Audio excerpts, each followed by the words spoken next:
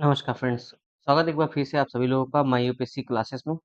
आज से देखो हम जीएस 3 का जो कि क्लास वगैरह स्टार्ट करेंगे, जहाँ पे मेरे जो अपने नोट्स हैं, वो यहाँ पे मैं कवर कर रहा हूँ। यहाँ पे हर एक टॉपिक आपको जो कि पूरे एकदम आंसर राइटिंग के स्ट्रक्चर में मिलेगा। जैसे कि आपको एक इंट्रो यहाँ पे रहेगा, इस तरह से इस टॉपिक का इंट्रो हो सकता है, उसके रीजन्स क्या है, इम्पैक्ट क्या है, गवर्नमेंट ने क्या-क्या स्टेप्स लिया है, वे फॉरवर्ड क्या हो सकते हैं या फिर चैलेंजिंग क्या हो सकती है, सॉल्यूशन क्या हो सकता है। ये सारी चीज़ें इस वे में जो कि हम लोग की हर एक टॉपिक को डिस्कस करेंगे, ताकि आपका जो एक आंसर राइटिंग स्ट्रक्चर के रूप में जो कि हर एक टॉपिक तैयार हो जाए। आज का जो हमारा पहला टॉपिक निकल पा रहा है वो क्या है? Income inequality. देखो जीएसटी का ये काफ़ी कॉमन टॉपिक है। इनकम इनइक्वालिटी इस पे कई बार यूपीएससी क्वेश्चन पूछ चुकी है। काफ़ी बेसिक चीज़ है, बस आपको जो कि नए-नए डेटा के साथ अपडेट रहना है, तब जाके आपका आंसर जो कि एक बेटर आंसर बनेगा। राइट? जैसे मैं यहाँ पे आपको अपना नोट्स दिखा देता हूँ। देखो, ये मेरे नोट्स हैं। यहाँ पे कुछ आप देखो, इस तरह से फ्लो चार्ट, डायग्राम वगैरह भी बना सकते हो। जो भी फ्लो चार्ट या डायग्राम है वो मेरे नोट्स में मिलेंगे आपको, और पीपीटी में बनाना पॉसिबल नहीं है। जैसे देखो यहाँ पे implication of rising inequality India, यानी कि इनइक्वालिटी का इंडिया में जो प्रभाव क्या है वो यहाँ पे मैंने इस तरह से बताया है। वे फॉरवर्ड को चलो देखो, ऐसे इस तरह से मैंने बता दिया है सजेशन।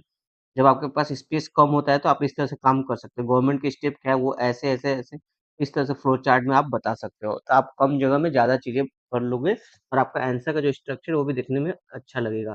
ठीक है? इस तरह से जो कि आप जो कि अपना जो कि आंसर वगैरह फॉर्मेट बना सकते हो। तो चलो डिस्कस करते हैं इनकम इनइक्वालिटी को। तो ये है इंट्रो। इंट्रो में मैंने ये डायग्राम लगा दिया है, आप भी जो कि बना दीजिएगा। देखो, तो इंट्रो शुरू करते हैं, तो यहाँ बताया जा रहा है कि according to world inequality lab report 2022-2023, world inequality lab report है 2022-23 की, जो बोलती है कि इंडिया के जो टॉप 1% है, वो इंडिया इंडिया का जो नेशनल इनकम है उसका 22.6% जो कि होल्ड करते हैं, और हमारे कंट्री के वेल्थ का 40% जो कि वो जो कि होल्ड करते हैं। तो देख रहे हो, इसका मतलब जो आपका 1% है टॉप इंडिया का, वो कितना ज़्यादा जो कि पैसा होल्ड करके रख रहा है। 1% लोगों के पास 22% नेशन की इनकम है, और वेल्थ जो कि 40% है। इतना ज़्यादा जो कि वो टॉप 1% रखे, जबकि 99 जो बाकी के 99% है, उनके पास नेशन का 60% ही जो कि वेल्थ है। तो देख लो कितना ज़्यादा गैप है, 1% के पास 40%, जबकि 99% जो लोग हैं 140 करोड़ की आबादी में, उनके पास सिर्फ 60%। इस तरह से जो कि इनकम इनइक्वालिटी हमको देखने को मिल रही है। इस तरह के इनकम इनइक्वालिटी को देखो क्या बोला जा रहा है इंडिया इंडिया में, इसको बोला जा रहा है कि the millionaire raj is now more unequal than British raj era. यानी कि इस समय जो मिलेनियर राज है, यानी जो बहुत ज़्यादा इनकम इनइक्वालिटी बढ़ी है, बहुत ज़्यादा मिलेनियर पैदा हो रहे हैं, सॉरी बन रहे हैं, वो देखो इस समय जो इनइक्वालिटी वो बहु इस समय जो इनइक्वालिटी है, वो ब्रिटिश राज से भी बहुत ज़्यादा देखने को मिल रही है हमको। अब देखो ये चार्ट है, आप यहाँ बनाना, इसको मैं ज़ूम कर देता हूँ ताकि आपको बेहतर दिखे।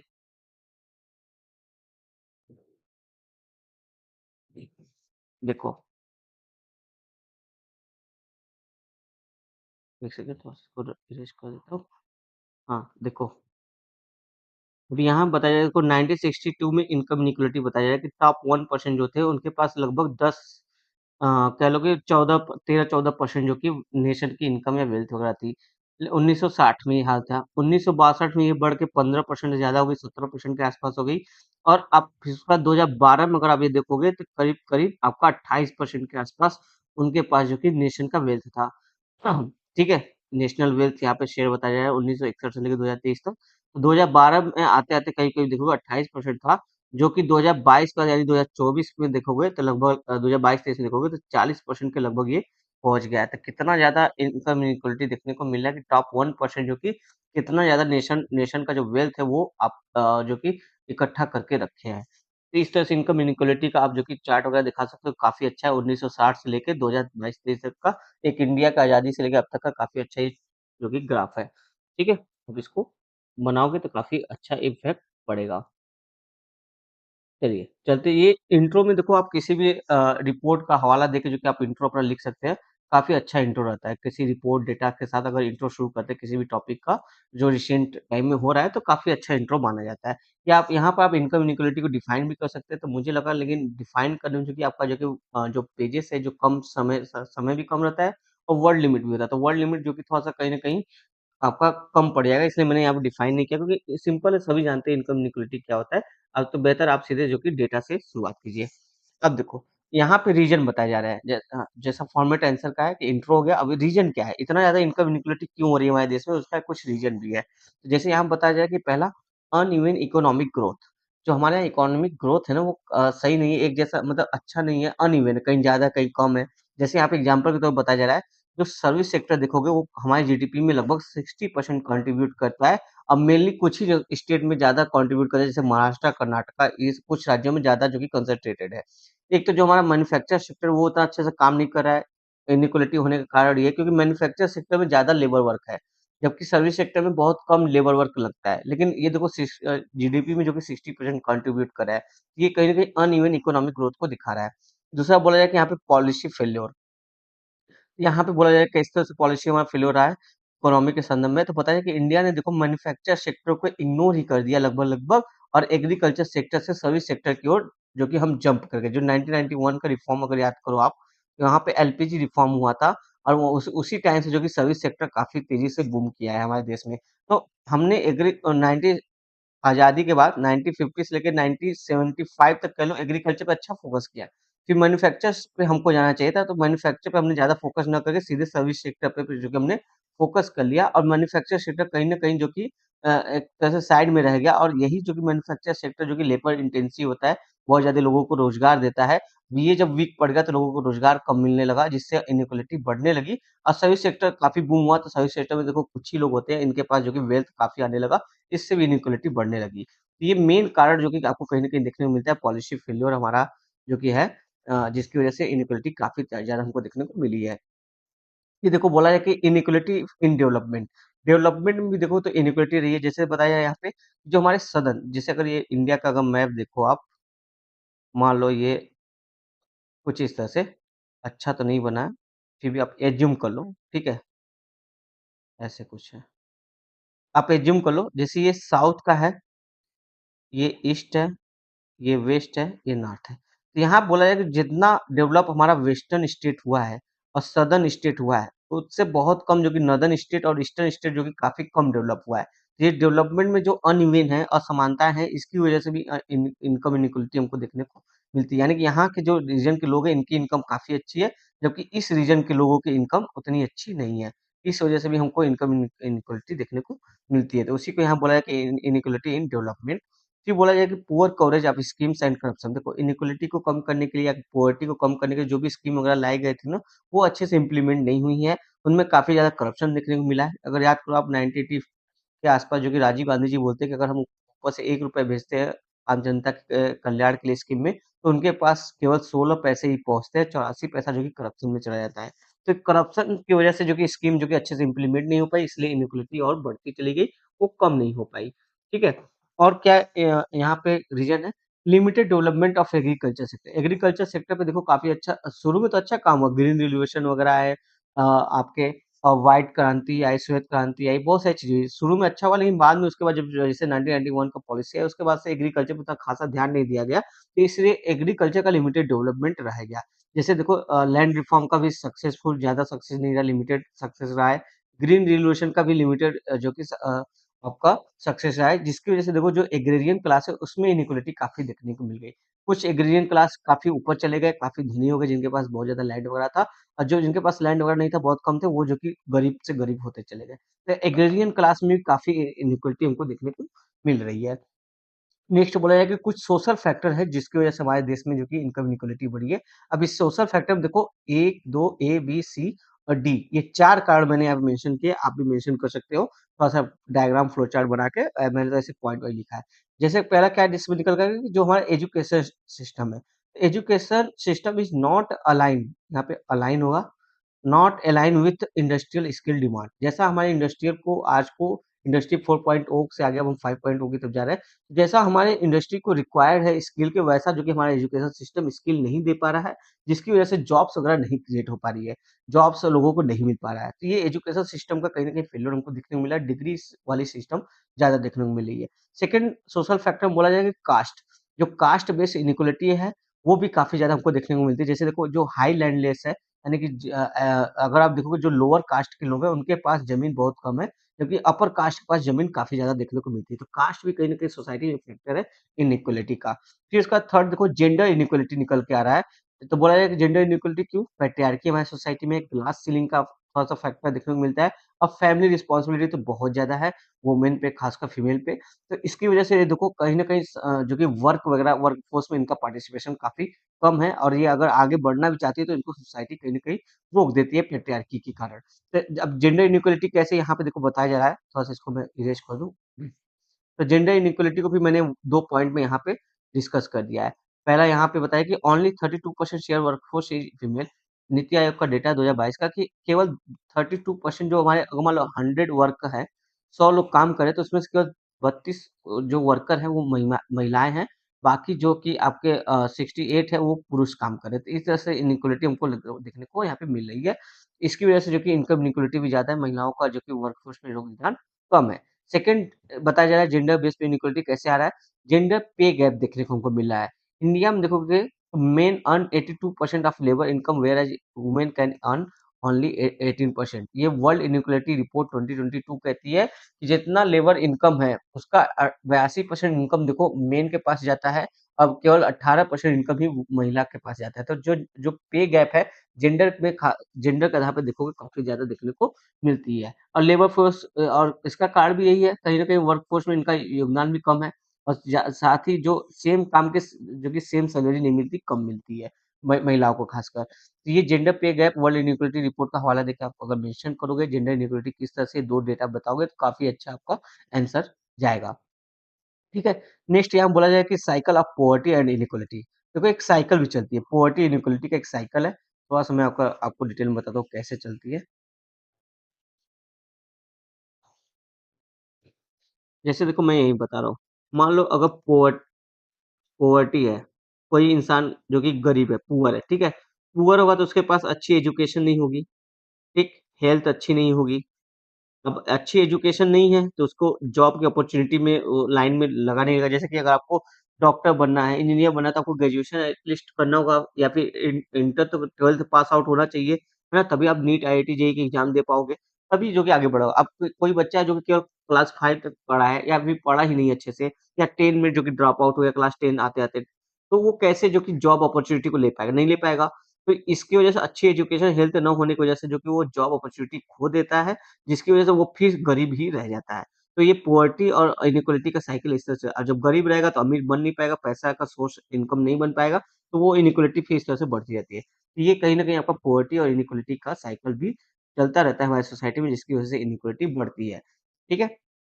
नेक्स्ट देखो एक और फैक्टर आ रहा है सोशल फैक्टर में, रिलीजन भी एक फैक्टर है। जैसे जनरली देखने को मिलता है, जो जैन और पारसी कम्युनिटी के लोग हैं, ये काफ़ी रिच होते हैं as compared to Muslim and Sikh community के। ठीक है? नेक्स्ट जो कि काफ़ी मेन कार्ड देखने को मिलता है इस समय आज के समय में देखो तो डिजिटल डिवाइड भी एक है।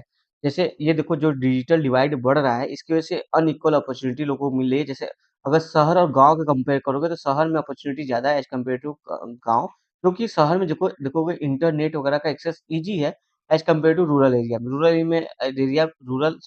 एरिया में अभी भी देखोगे तो इंटरनेट वगैरह एक्सेस वगैरह काफ़ी थोड़ा-सा महँगा पड़ता है और कहीं-कहीं तो है भी नहीं। जबकि अर्बन में चलो उतनी अर्निंग है तो लोग अफ़ोर्ड कर जाते हैं। और मेल और फीमेल में देखोगे तो अभी भी पैट्रियार्की की वज़ह से फीमेल लोगों को काफ़ी कम इंटरनेट का एक्सेस अर्ली एज में नहीं दिया जाता है, थोड़ा लेट दिया जाता है। जनरली देखने को मिलता है पैट्रियार्की सोसाइटी में हमारे देश में, खासकर रूरल एरिया में। तो इसमें ये डिजिटल डिवाइड भी जो कि अपॉर्च्युनिटी को कहीं न कहीं इनइक्वालिटी को बढ़ावा देता है अपॉर्च्युनिटी न देकर। तो ये भी एक फैक्टर है। देखो इसके इम्प्लीकेशन देखते हैं। इनकम इनइक्वालिटी का अगर आपसे क्वेश्चन पूछे कि इम्प्लीकेशन क्या है हमारे देश में, तो बताइए यानी प्रभाव इसके क्या-क्या है हमारे देश में? तो देखो, पहला ये तो निकल कर आ रहा है कि hamper the ability of poor to access good education, health and upward mobility. ये देखो जो हमारे पुअर यानी हमारे देश में जो लोअर तबका का लोग हैं अ गरीब लोग हैं, उनको देखो अच्छी शिक्षा, हेल्थ और आगे बढ़ने में समाज में आगे गति करने में बढ़ने में को जो कहीं न कहीं उसको रोकता है, उसकी गति को विराम लगाता है। इससे उनकी डिग्निटी को कहीं न कहीं अंडरमाइन करता है, वो फूड, क्लॉथ और बेसिक थिंग के लिए भी सफ़र करते हैं। इससे हमारा जो आर्टिकल 29 है डिग्निटी विथ लाइफ वो भी कहीं न कहीं देखोगे तो हैम्पर हो रहा है। ठीक, ये पहला एक इम्प्लीकेशन देखने को मिल रहा है। सेकंड बोला जाए कि क्राइम रेट भी इंक्रीज़ होता है। जैसे फॉर एग्ज़ाम्पल देखोगे तो कास्ट बेस्ड कॉन्फ्लिक्ट काफ़ी ज़्यादा देखने को मिलता है। कम्युनल क्लैशेस भी देखने को मिलता है जहाँ पे इनइक्वालिटी ज़्यादा होती है, राइट? फिर थर्ड बोला है कि अंडरमाइन द नेशन ग्रोथ। अगर इनइक्वालिटी होगी हमारे देश में तो हमारे जो नेशन का ग्रोथ है वो भी कहीं न कहीं अंडरमाइन होगा। क्यों? क्योंकि देखो वर्कफ़ोर्स का पार्टिसिपेशन जो है कि वो लो होएगा। अभी देखो हमारे देश में देखोगे तो जो यूथ है वो काफ़ी ज़्यादा है, यानी काम करने वाले लोग काफ़ी ज़्यादा है, पर इनके पास जॉब नहीं है। अब जॉब नहीं है, अगर सोचो हमारे देश में जितने यूथ है सबके पास अगर जॉब अच्छी हो, तो अपने देश के इकोनॉमी में काफ़ी अच्छा कंट्रीब्यूट कर सकते हैं, इकोनॉमी में ग्रोथ काफ़ी तेज़ी से आ सकता है। लेकिन जॉब अपॉर्च्युनिटी क्यों नहीं है? क्योंकि उनके पास स्किल नहीं है, स्किल मिसमैच है, इसकी वजह से जॉब नहीं मिल पा रही है। यानी कि वर्कर तो है काम करने वाला, लेकिन उनके पास स्किल होने के पास वर्कफ़ोर्स में उनकी पार्टिसिपेशन नहीं देखने को मिल रही है, लो पार्टिसिपेशन है, जो कहीं न कहीं हमारे नेशन की ग्रोथ को भी अंडरमाइन करती है। ये इकोनॉमी सर्वे 2020-2021 ऐसा कहता है। फिर नेक्स्ट बोला जा रहा है कि increasing slum and urban cost. देखो अब अगर इनइक्वालिटी बढ़ेगी तो शहर के किनारे-किनारे स्लम का जो कि बढ़ावा देखने को बढ़ेगा और अर्बन शहर में रहना जो कि काफ़ी महँगा भी हो जाएगा, अर्बन कॉस्ट जो कि बढ़ जाएगा। फिर उसके बाद देखो इनइक्वालिटी एक साइकिल भी चलती है, वही हमने पॉवर्टी साइकिल वाला जो बात की थी वही। High growth rate have primarily benefited certain sector and regions leading to concentration of wealth and opportunity among the relatively small portion of population.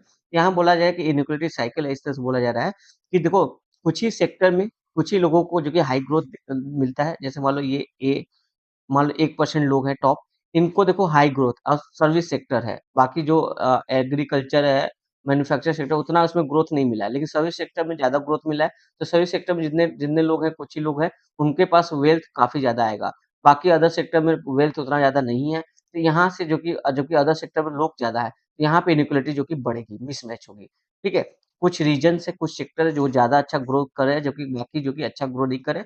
इस वजह से भी इनइक्वालिटी साइकिल हमको देखने को मिलती है। तो ये हमने इम्प्लीकेशन देख लिया, क्या-क्या इम्प्लीकेशन है। गवर्नमेंट स्टेप देखते हैं। 1 मिनट लैपटॉप में चार्जिंग लगा दूँ, चार्जिंग खत्म हो गया फिर मैं इस पे बात करता हूँ। यहाँ बताइए कि गवर्नमेंट के कुछ स्टेप्स भी हैं ये इनइक्वालिटी को कम करने के लिए, इनकम इनइक्वालिटी को। पहला बोला जाए कि दीनदयाल अंत्योदय योजना है, national rural livelihood mission aim इसका था, ताकि पॉवर्टी को जो कि कम किया जा सके। दीनदयाल अंत्योदय योजना जो था, वो ग्रामीण लोगों को या ग्रामीण एरिया में जो कि लाइवलीहुड देने के लिए, लोगों को रोज़गार देने के लिए जो कि लाया गया था, ताकि उनका जीवन यापन अच्छे से हो सके और पॉवर्टी को कम किया जा सके। अटल पेंशन योजना जो हमारे देश में जो कि वृद्ध लोग हैं, उनके पास भी एक इनकम का सोर्स बन सके, इसके लिए भी एक अटल पेंशन योजना जो कि लाया गया है। जेम ट्रिनिटी लाया, जन धन योजना आया था, आयुष्मान भारत स्कीम ताकि लोग जो कि दोबारा पॉवर्टी में जैसे देखो अब क्या होता है हमारे देश में इलाज काफ़ी महँगा है, ठीक है? अगर प्राइवेट सेक्टर में आप जाते हो, काफ़ी महँगा इलाज है। तो इसमें क्या होता है कि जो लोग मान लो पॉवर्टी से भी बाहर निकले होते हैं, अगर उनके घर का कोई भी एक आदमी जो कि बीमार पड़ जाता है, उसका ऑपरेशन वगैरह आ जाता है, तो वो अगर 2-3 लाख खर्च हो जाए तो वो फिर से पॉवर्टी के साइकिल में चला जाता है। तो वो इंसान फिर से पॉवर्टी साइकिल में ना जाए, उसकी इनकम एक इनइक्वालिटी ना बढ़े, इसके लिए आयुष्मान भारत जो कि गवर्नमेंट लेके आई थी, जिसमें 5 लाख रुपए तक का इनकम एक जो कि इलाज मुफ्त रखा गया था गवर्नमेंट द्वारा, काफ़ी अच्छा स्कीम था ये, सॉरी अभी भी है। फिर नेक्स्ट है समग्र शिक्षा अभियान जो वुमेन जेंडर है, जेंडर बेस पे जो इनइक्वालिटी उसको कम करने के लिए बेटी बेटी पढ़ाओ वाला जो स्कीम था, वो काफ़ी अच्छा था, इसी के अंतर्गत था। तो बेटी बचाओ, बेटी पढ़ाओ ताकि जेंडर बेस्ड जो इनइक्वालिटी है उसको कम किया जा सके, जिससे जो कि महिलाओं को भी अपॉर्च्युनिटी वगैरह मिल सके। मनरेगा आया था, एमजी नरेगा जो कि रूरल जो कि लाइवलीहुड देने के लिए था। स्किल इंडिया था जो हमारे मिसमैच हो रहा था इंडस्ट्री को उसको मिसमैच को दूर करने के लिए स्किल इंडिया लाया गया था। स्टैंड अप इंडिया लाया गया था, लोन वगैरह दिया जाता था बिज़नेस स्टार्टअप को। फिर 14th फाइनेंस कमीशन ने भी जो कि इनकम डिस्टेंस को 50% जो कि वेटेज दिया था। ये एक काम किया था। फिर उसके बाद देखो एस्पिरेशनल डिस्ट्रिक्ट प्रोग्राम आया था, ताकि जो पुअर डिस्ट्रिक्ट है, काफ़ी पिछड़े हैं, उनको डेवलप किया जा सके और वहाँ पे के लोगों को लाइवलीहुड का एक ज़रिया मिल सके। इसके लिए जो कि एस्पिरेशनल डिस्ट्रिक्ट प्रोग्राम लाया गया था। इससे इनकम इनइक्वालिटी कम करने में काफ़ी हेल्प हुई है। फिर उसका देखो नेशनल रूरल लाइवलीहुड मिशन वही आपका जो कि दीनदयाल अंत्योदय योजना को यहाँ पे दोबारा लिख लिया गया है, वही चीज़ है। ठीक है, और भी कई सारी स्कीम है जो आप कोट कर सकते हो, 5-6 स्कीम बताना सही रहेगा, जो काफ़ी सक्सेस भी रहे हैं। अब देखो यहाँ बात हो रहा है कि वे फॉरवर्ड क्या हो सकता है, इनकम इनइक्वालिटी को कैसे इसके जो चैलेंजिंग है इसको कैसे कम किया जा सकता है। तो पहला पॉइंट यहाँ बोला जा रहा है कि high investment in education and health sector. जो आपका एजुकेशन सेक्टर है और हेल्थ सेक्टर है, वहाँ पे इन्वेस्टमेंट हमको ज़्यादा करना पड़ेगा। जैसे यहाँ बोला है कि 6% ऑफ जीडीपी जो कि एजुकेशन सेक्टर में हमको जो कि इन्वेस्ट करने की चाहिए। जैसे आप यूरोपियन कंट्री में देखोगे ना, तो वहाँ पे 8 से 12% इवन कहीं न कहीं 15% भी जीडीपी का एजुकेशन और हेल्थ सेक्टर में इतना-इतना जो कि इन्वेस्ट होता है। जबकि हमारे देश में 6% से भी कम जो कि एजुकेशन सेक्टर में इस समय इन्वेस्ट हो रहा है। अब बोला जाए कि 2.5% के आस-पास जो कि जीडीपी का जो कि हेल्थ सेक्टर में हमको इन्वेस्ट करना चाहिए। देखो एजुकेशन अगर अच्छी रहेगी तो लोगों को अपॉर्च्युनिटी मिलेगी। जॉब्स की, स्किल लेने की और उनकी हेल्थ अच्छी रहेगी तो वो वर्कफ़ोर्स जो कि अच्छे से काम भी करेगा, नेशन ग्रोथ में हेल्प रहेगा। तो इसके लिए जो कि हेल्थ और एजुकेशन में हमको इन्वेस्ट करना मस्ट हो गया है, तभी जो कि हम जो कि इस मिसमैच को, इनइक्वालिटी को कम कर पाएँगे, राइट? पहला पॉइंट तो ये निकल कर आया है। नेक्स्ट बोला जाए कि connecting value chain in high income state to low income state. जैसे हमने बोला ना क्या हो गया देखोगे जो आपका वेस्टर्न और सदर्न स्टेट है ये काफ़ी अच्छे से डेवलप है। यहाँ की इनकम काफ़ी अच्छी जबकि ईस्टर्न और नॉर्दर्न स्टेट की जो इनकम है काफ़ी कम है। यहाँ पे इनकम डिस्पैरिटी ज़्यादा दिखती है। तो वही बोला जाए कि जो आपका हायर ऐसा स्टेट है जो बहुत ज़्यादा इनकम अच्छा अर्निंग कर रहा है, इनको जो देखो लो स्टेट वाले से कनेक्ट करो, लिंक एक वैल्यू चेन बना ताकि यहाँ से लोग यहाँ पे भी काम कर सके, यहाँ का कुछ काम यहाँ हो सके, यहाँ का काम इधर हो सके ताकि इधर के लोगों को भी रोज़गार इसका इफ़ेक्ट जो कि इधर के लोगों को भी देखने को मिले, अदर स्टेट में भी देखने को मिले। तो ये हमको एक वैल्यू चेन कनेक्ट करना होगा। Increasing female labour force participation बिल्कुल सही बात है, ये तो करना ही करना है। Linkage between universities and company, जैसे हमने बोला ना स्किल अभी यूनिवर्सिटी में उस तरह की नहीं दी जा रही है जैसा अ, कंपनी की रिक्वायरमेंट है, तो हमको उस आधार पे जो कि यूनिवर्सिटी का करिकुलम सिलेबस वगैरह बनाना होगा, ताकि स्किल जो कि मिसमैच ना हो, स्किल जैसे कंपनी की रिक्वायरमेंट है, उस अनुरूप जो कि हमको यूनिवर्सिटी में आपका करिकुलम डेवलप करना होगा। तो यहाँ बोला जाए कि region specific intervention for development बहुत ज़रूरी है। जैसे हमने एस्पिरेशनल डिस्ट्रिक्ट प्रोग्राम देखा था, उसी तरह से देखो जिस रीजन में पहले मान लो ये एक रीजन है ईस्टर्न स्टेट का, यहाँ पे देखो यहाँ की प्रॉब्लम क्या है? क्यों यहाँ पे डेवलपमेंट नहीं हो रहा है? उस प्रॉब्लम को आइडेंटिफाई किया जाए, उस प्रॉब्लम को आइडेंटिफाई करने के बाद उसका सॉल्यूशन क्या हो सकता है, उस पे वर्क किया जा सके और यहाँ पे क्या ऐसी खास चीज़ें जो इस स्टेट को आगे बढ़ा सकती है, कुछ कल्चरल चीज़ें, हेरिटेज चीज़ें जो भी हो, जैसे यहाँ पे टूरिज़्म का अच्छा स्कोप है, यहाँ के टूरिज़्म को बूस्ट किया जाए ताकि यहाँ के लोगों को रोज़गार मिल सके और इनकम इक्वालिटी कम हो सके। तो स्पेसिफिक रीजन स्पेसिफिक जो कि हमको इंटरवेंशन करने की ज़रूरत है डेवलपमेंट के लिए, इस तरह से जो कि हम काम करेंगे तो बेहतर रहेगा, हर स्टेट जो कि डेवलप होगा अच्छे से। ठीक है? नेक्स्ट बोला जा रहा है कि इफेक्टिव इम्प्लीकेशन ऑफ स्कीम, जो भी गवर्नमेंट स्कीम ला रही है इनइक्वालिटी को कम करने के लिए, पॉवर्टी को कम करने के लिए, अच्छी एजुकेशन को लाने के लिए, उन स्कीम का जो कि अच्छे से इफेक्टिव रूप से जो कि इम्प्लीकेशन हो और इसके लिए जवाबदेही भी तय की जाए। अगर स्कीम अच्छे से काम नहीं करी तो इसका कोई ना कोई रिस्पॉन्सिबल पर्सन होना चाहिए और उससे सवाल भी पूछे जाना चाहिए कि आपने ये आपके एरिया में ये स्कीम अच्छे से इम्प्लीमेंट नहीं हुआ, उसका रीज़न क्या है? ठीक है? फिर नेक्स्ट बोला है कि promoting inclusive economic growth. Inclusive economic growth देखो काफ़ी अच्छा कॉन्सेप्ट है। अगर ये होगा तो इनकम इनेक्वालिटी ऑब्वियस से कम हो जाएगी। तो इंक्लूसिव इकोनॉमिक ग्रोथ को पे हमको फोकस करना चाहिए। ये कुछ वे फॉरवर्ड हो गया। अब आते हैं कंक्लूजन पे। जिस तरह से हम अपना आंसर खत्म करेंगे उस पे आते हैं। ठीक है? कंक्लूजन पे देखो, यहाँ पे बोला जाए कि reducing income inequality requires a multi-faced approach that address the various factors contributing to disparities. Policymaker, business, and civil society can play crucial role in creating a more equitable economic system. यहाँ पे overall कहने का मतलब यही है कि जो आपका इनकम इनइक्वालिटी है, इसको खत्म करने के लिए हमको मल्टी अप्रोच की आवश्यकता है, इसको एड्रेस करने के लिए और इसमें देखो जो आपके पॉलिसी मेकर है, बिज़नेस है, सिविल सोसाइटी इन तीनों लोग की भूमिका काफ़ी अच्छी है, काफ़ी अहम होगी। ये तीनों मिलकर अगर काम करेंगे तो कहीं न कहीं हम जो कि एक इक्विटेबल इकोनॉमिक सिस्टम यानी कि एक समान कह लो इंक्लूसिव इकोनॉमिक जो कि बनाने में सफल हो पाएँगे। तो इस तरह से जो कि कंक्लूजन भी हमने यहाँ पे दे दिया है। तो इस तरह से ये पूरा आपका स्ट्रक्चर रहा है इनकम इनइक्वालिटी का वो मैंने तो अपने हिसाब से सारे डायमेंशन को कवर करने की कोशिश की है। ये आपका फ्लो चार्ट वगैरह भी आप इस तरह से देखो बना देना जैसे मैंने बनाया है। 1960 में इतनी थी फिर 2023 आता था 40% हो गई और कुछ इस तरह से इस तरह से देखो आप सोशल फैक्टर को इस तरह से कास्टिज़्म, जेंडर, रिलिजन के बेस पे इस तरह से अलग कर सकते हो। गवर्नमेंट स्टेप को इस तरह से शॉर्ट में बता देना, इस तरह से इम्प्लीकेशन को बता देना, वे फॉरवर्ड भी बता देना। ये काफ़ी अच्छा अप्रोच है, इस तरह से बताओगे तो मेरे हिसाब से तो ठीक है। ठीक है? काफ़ी अच्छे से मैंने लगभग सारे इसके डायमेंशन कवर किया है और भी कुछ अगर होगा तो आप हम मुझे बताइएगा कमेंट करके। चलिए मिलेंगे अगले क्लास में इसमें, तब तक के लिए धन्यवाद। जो लोग अभी तक नए हैं चैनल को प्लीज़ सब्सक्राइब करके चैनल के साथ जुड़ जाइए। धन्यवाद दोस्तों।